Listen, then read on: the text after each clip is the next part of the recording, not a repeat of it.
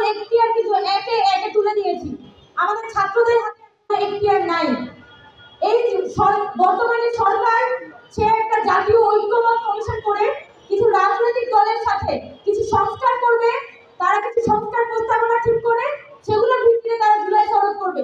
Okay fine, করুন, কিন্তু কতদিন? আমরা তো দেখতে পাচ্ছি যে পলিটিক্যাল পার্টিগুলোর সাথে সকল পলিটিক্যাল পার্টি যে বিষয়ে একমত হবে শুধুমাত্র সেই সংস্কারগুলোই বাস্তবায়ন হবে, যে খুবই গুরুত্বপূর্ণ সংস্কার, কিন্তু সকল পলিটিক্যাল পার্টি যদি এখানে একমত না হয় তাহলে সেগুলো কোনো ধরনের বাস্তবায়ন হবে না। তাহলে এটাতে লাভটা কি? দিন শেষে যদি আমি আমার গোটা একটা অভ্যুত্থান আমাদের রাজনৈতিক দলগুলোর হাতে গিয়ে তুলে দিয়ে আসি, এই কিছু ঐতিহাসিক ভুল আজকে এসে আমাদের জুলাই পরবর্তী সময়ে আমাদের অভ্যুত্থানকে খুবই জটিল একটা পরিস্থিতিতে দাঁড় করিয়েছে। আমি আশা করব যে শুধুমাত্র এখানে রাজনৈতিক দলের হাতে যাতে এই জুলাই সনদের এখতিয়ার তুলে দেওয়া না হয়, এখানে জনগণের যেমন পার্টিসিপেশন আছে, সকল জনগণ এই জুলাইয়ের অংশীদার। স্বতঃস্ফূর্তভাবে এই এলাকা থেকে, পাড়া মহল্লা থেকে এই জনগণ নেমে এসেছিল সেই জুলাই মাসে। তাদের কণ্ঠস্বর আজকে আমরা শুনতে পাচ্ছি না। শুধু মেয়েকে কিছু কাগজে লিখনি দিয়ে কোনোভাবে জুলাইকে সিগনিফাই করা সম্ভব না।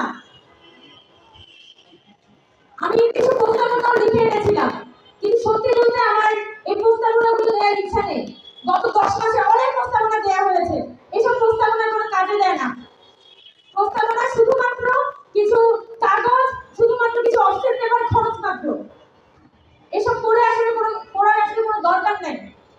আমি মনে করি যে যদি সামনে আপনারা মনে করেন যে এখানে জুলাইকে আমাদের বাস্তবায়ন করতে হবে, সেই সংস্কারের স্বপ্ন দেখেছিলাম, স্বজনপ্রীতি মুক্ত হবে সেই সংস্কারের স্বপ্ন দেখেছিলাম, সেই স্বপ্ন এখনো পর্যন্ত অধুরা রয়ে গেছে। যদি বাংলাদেশ আগামী ওই স্বপ্নগুলো পুনরায় মাটির পুনর্জীবিত করতে পারে তাহলে জুলাই পুনরায় ফিরে আসবে।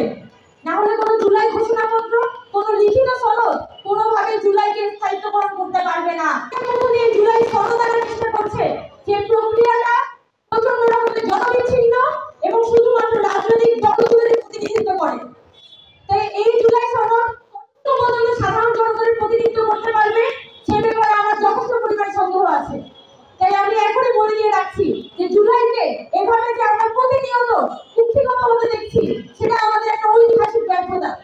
সামনের দিনে ঘোষণাপত্র বা জুলাই সনদ না, আমাদের সেই জুলাইয়ের যে জনগণের আকাঙ্ক্ষা, এই যে রাস্তায় যে রিক্সাওয়ালা যে স্বপ্নটা দেখেছিল, ওই পান বিক্রেতা, ওই চা বিক্রেতা, ওই মিরপুর 10-এর যে হকার,